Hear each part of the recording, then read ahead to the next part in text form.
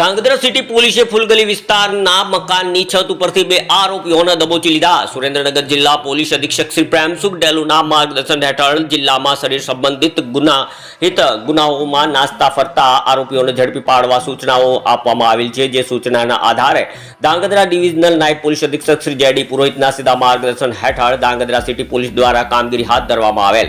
Dhrangadhra city police સ્ટેશનમાં નોંધાયેલ ગુનો નંબર 845/2025 ભારતીય ન્યાય સંહિતા કલમ 309(6), 115(2), 118(1), 352, તેમજ જીપી એક્ટ કલમ 135 હેઠળ તારીખ 16 ડિસેમ્બર 2025 ના રોજ ગુનો દાખલ કરવામાં આવ્યો હતો.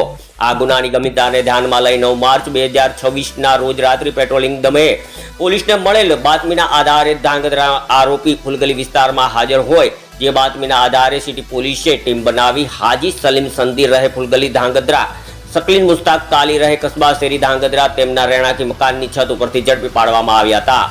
પોલીસે આરોપી પાસેથી બનાવ સમયે વપરાયેલ હથિયાર તેમજ બનાવના સમયે પહેરેલા કપડાં કબજે કરી આગળની કાયદેસરની કાર્યવાહી હાથ ધરી. આ સાથે જ આરોપીઓ અન્ય ગુનામાં વોન્ટેડ હોય તે દિશામાં પણ પોલીસે તપાસ કરતા આરોપી મોરબી જિલ્લાના હળવદ પોલીસ સ્ટેશનમાં નોંધાયેલ ગુનો નંબર 1215/2025 માં પણ નાસ્તો ફરતો હોવાનું સામે આવ્યું હતું.